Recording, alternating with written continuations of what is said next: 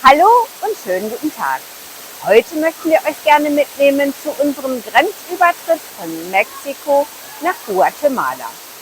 In Guatemala fahren wir die dem Pazifik zugewandte Hochlandstraße von West nach Ost. Dabei sehen wir uns den Atitlansee mit seinen 3 angrenzenden Vulkanen an, sowie die Stadt Antigua, UNESCO-Weltkulturerbe. Zum Abschluss genießen wir diese wunderbare Naturlandschaft in Guatemala. Wie immer haben wir versucht, unsere Eindrücke für euch und für uns im Film festzuhalten und freuen uns, dass ihr dabei seid. Vielen Dank.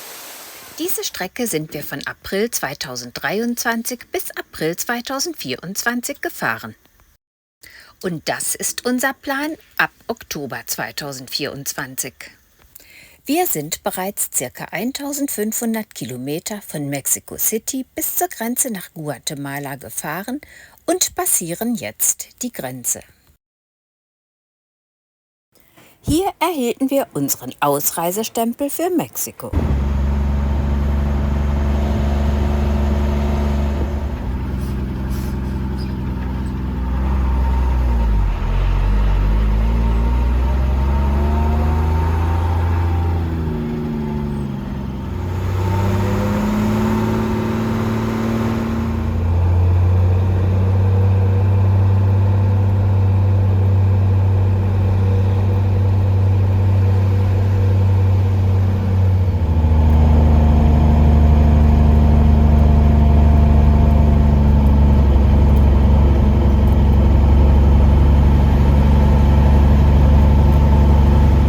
Der Grenzübertritt erfolgte äußerst hilfsbereit und freundlich. Wir zahlten je Person 46 Quetzales Gebühr und für unser Unimog 160 Quetzales. 8 Quetzales sind ca. 1 Euro.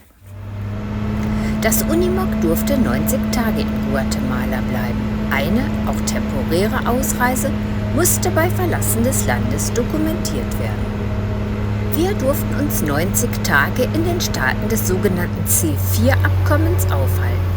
Dazu zählen Guatemala, El Salvador, Honduras und Nicaragua. Wir fuhren Richtung Quetzaltenango, Lago Atitlan. Richtungsweisende Schilder gab es nicht. Es gab auch nur eine Straße. Gute Reise, Guatemala, Land des ewigen Frühlings.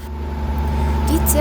180 Kilometer waren nahezu durchgängig belebt, davon ca. 100 Kilometer Straßenmarkt.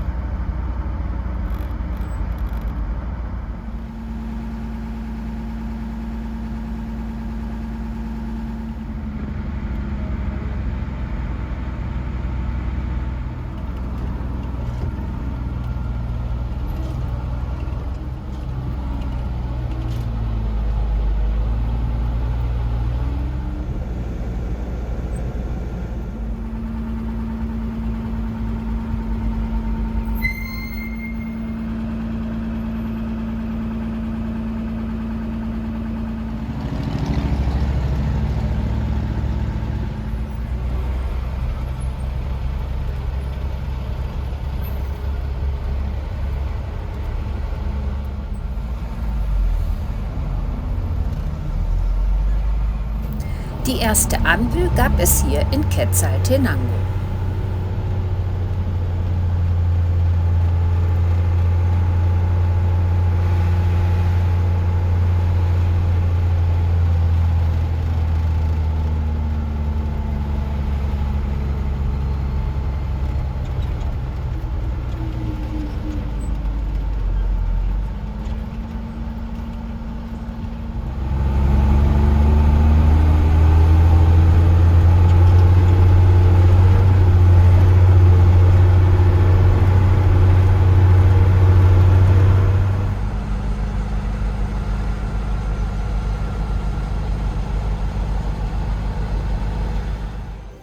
Und wie froh wir waren, hier unser Nachtquartier finden zu dürfen.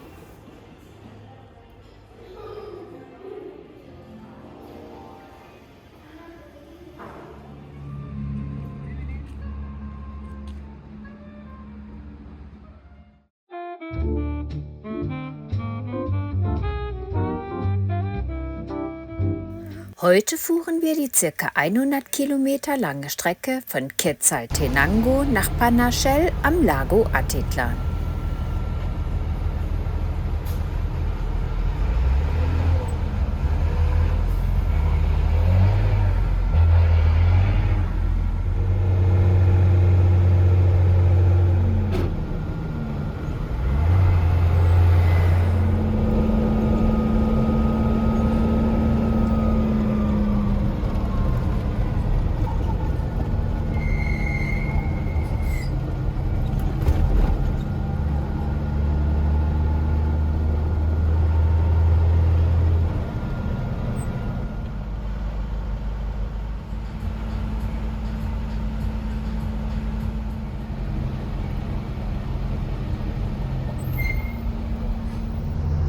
Der Lago Atitlan,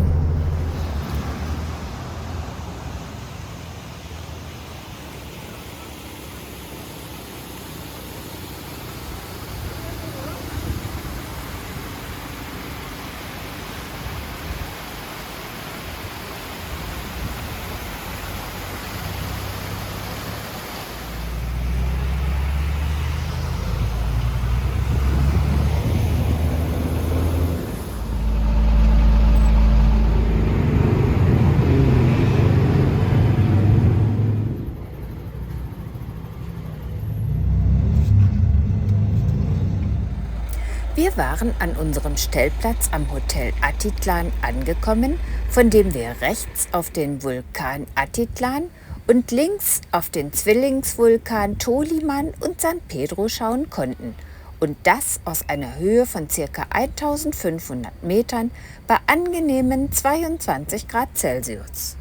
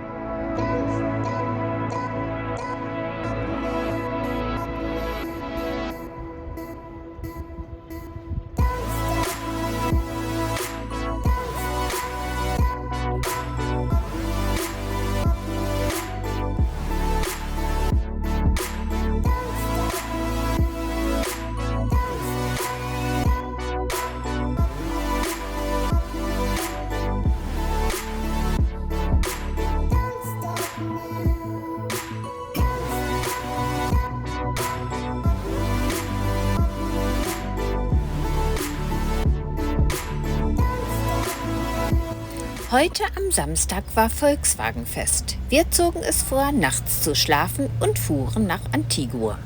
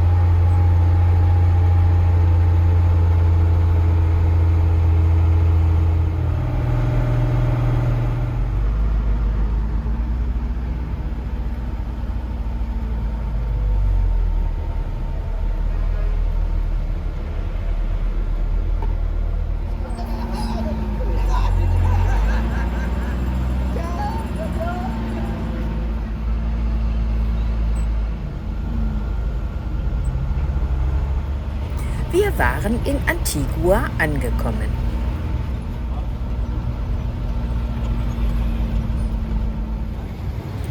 und machten gleich einen Erkundungsgang durch die Stadt.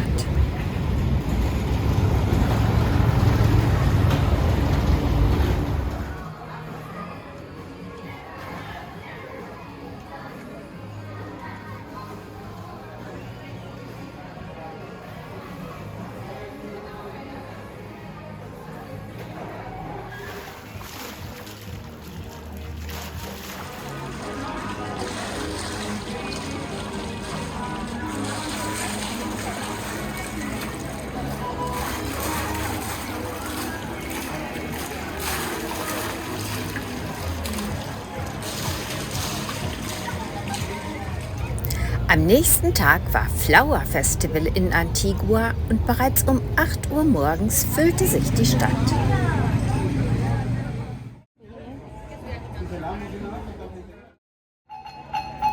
Marimba,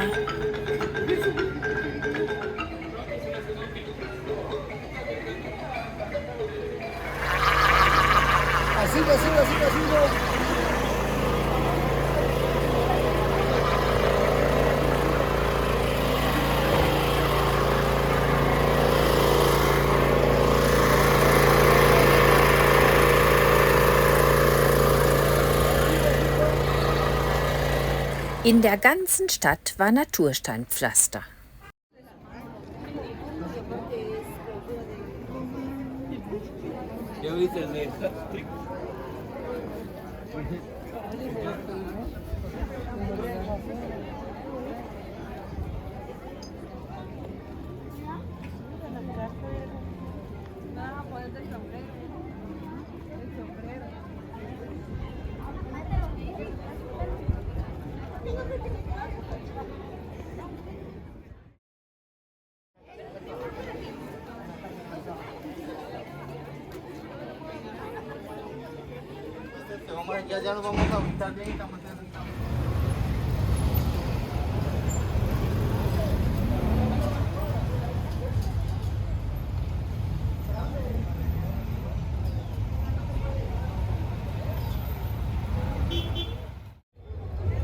Gleich das charakteristische Foto von Antigua, der Arco de Santa Catalina und dahinter der Vulkan Agur.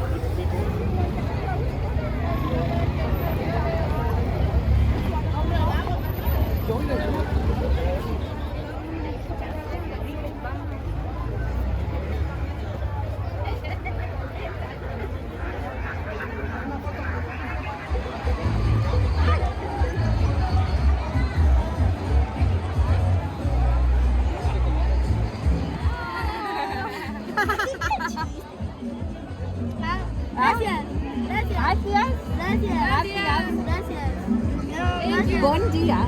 Bonjour. Hier gab es keine Schilder, Betreten der Rasenfläche verboten.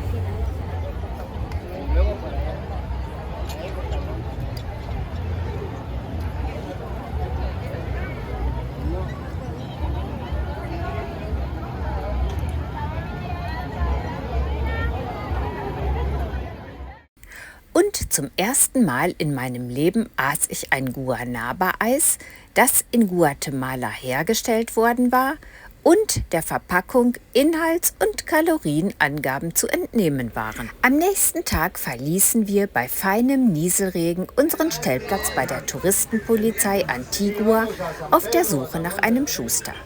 Der hatte allerdings am Sonntag verständlicherweise Ruhetag.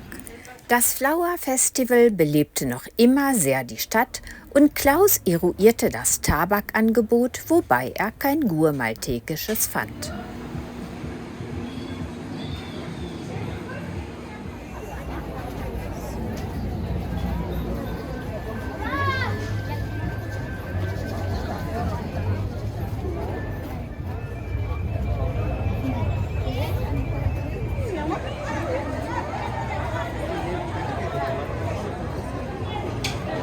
Und auch um unser Auto spielte sich das Leben ab.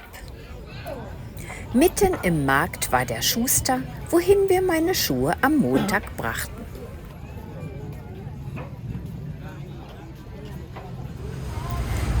holten wir unsere Wäsche ab. Einen Selbstbedienungswaschsalon hatten wir in Antigua nicht gesehen. Die Alternative war die Handvariante an öffentlichen Waschplätzen. Verkauf von Holz und Holzkohle. Unser Fußweg zur Sprachschule. Aussprache des Selbstunterrichtes mit Native Speakern testen.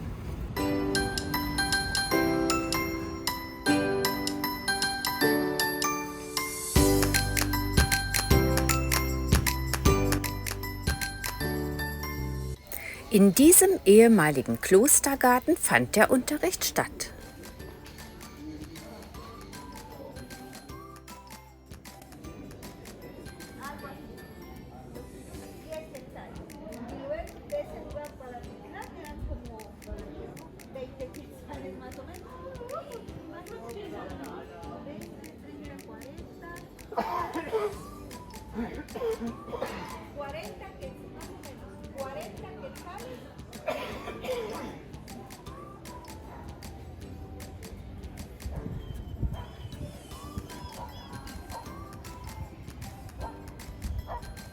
Blick auf den Vulkan Agua von der dortigen Aussichtsterrasse.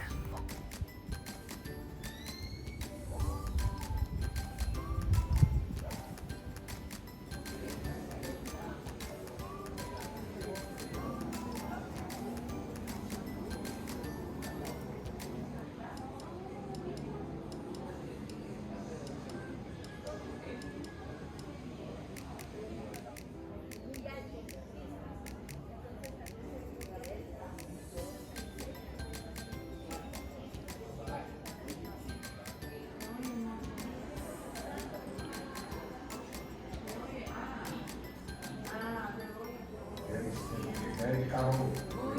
Very caro.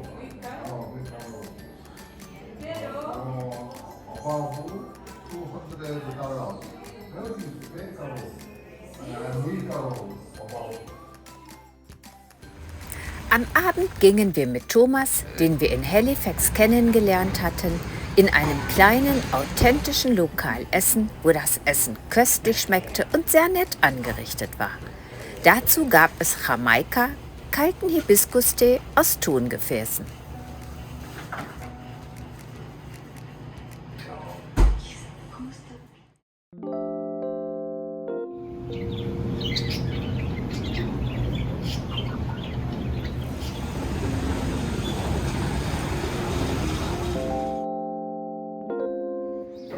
Heute erkundeten wir Antigua ohne die vielen, gerade auch einheimischen Besucher des Flower Festivals.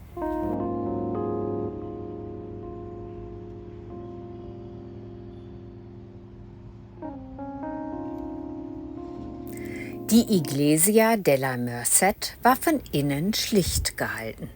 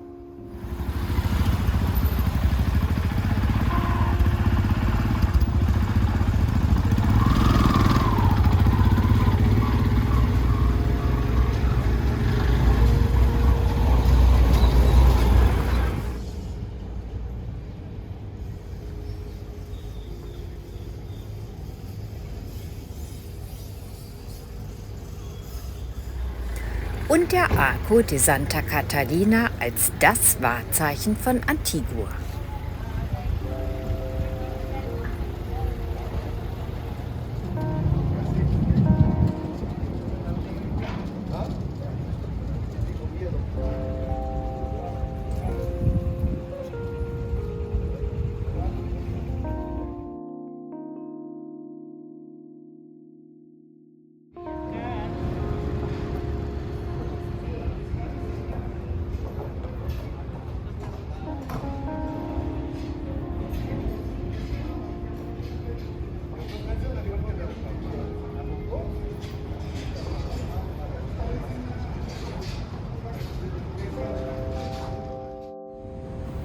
Die Gebäude des 1543 gegründeten Antiguas und heutigen UNESCO-Weltkulturerbes sind mal weniger, mal mehr erhalten und ergeben ein geschlossenes Gesamtbild.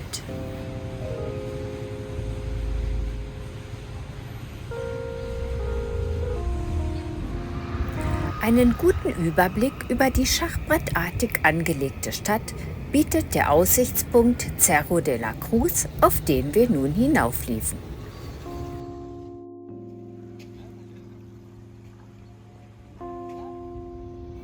Gleich im Bild der Vulkan Agua.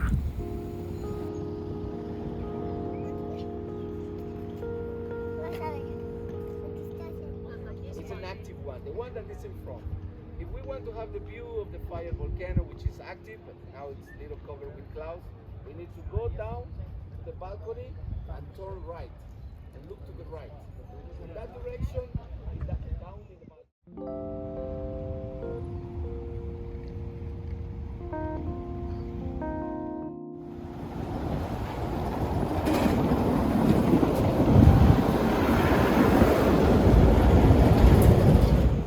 Ein exklusiver Lederwarenladen.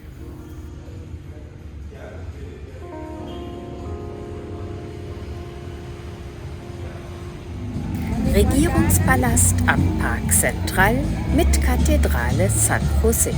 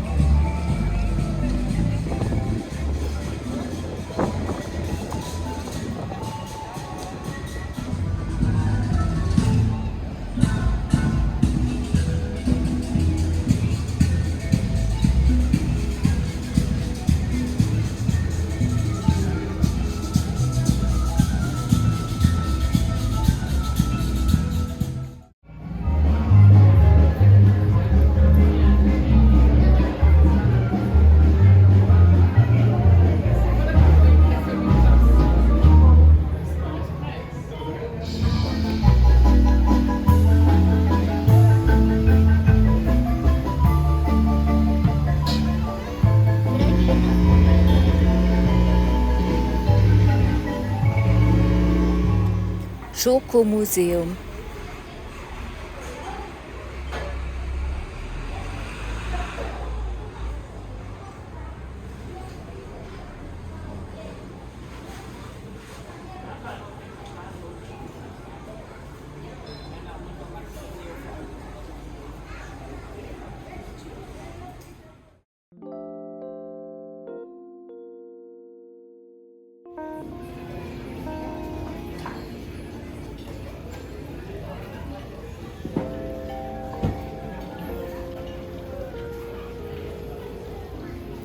Und im Café des Schokomuseo verkostete Klaus eine Schokobomba.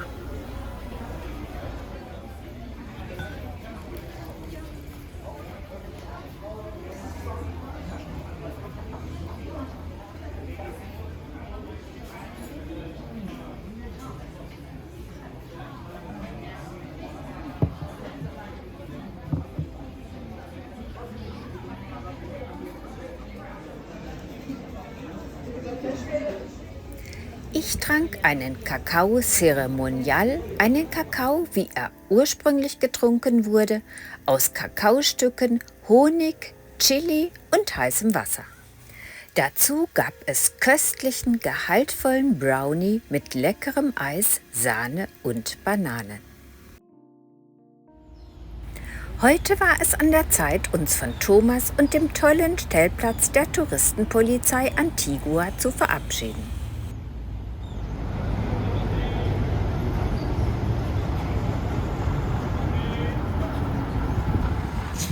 Noch einmal kauften wir in unserem Supermarkt ein, soweit wir die Lebensmittel nach El Salvador werden mitnehmen können.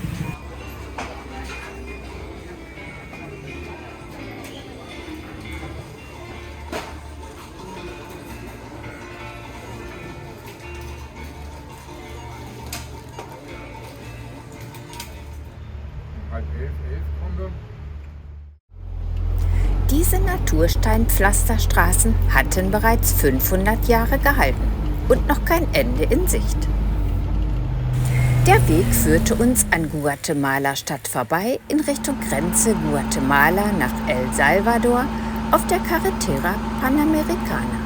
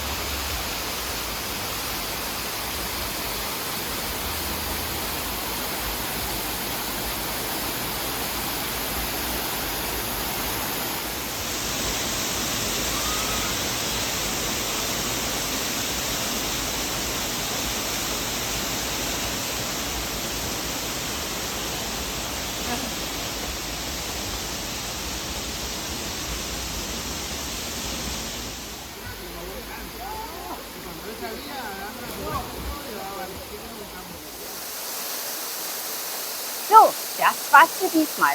Schön, dass ihr dabei wart. Und wenn euch der Film gefallen hat, abonniert gerne unseren Kanal. Und natürlich freuen wir uns auch sehr über einen Daumen hoch. Der Plan ist, in naher Zukunft die Grenze von Guatemala nach El Salvador zu überschreiten und uns von El Salvador überraschen zu lassen. Gerne nehmen wir euch auch auf diese Reise mit. Bis dahin wünschen wir euch alles Gute.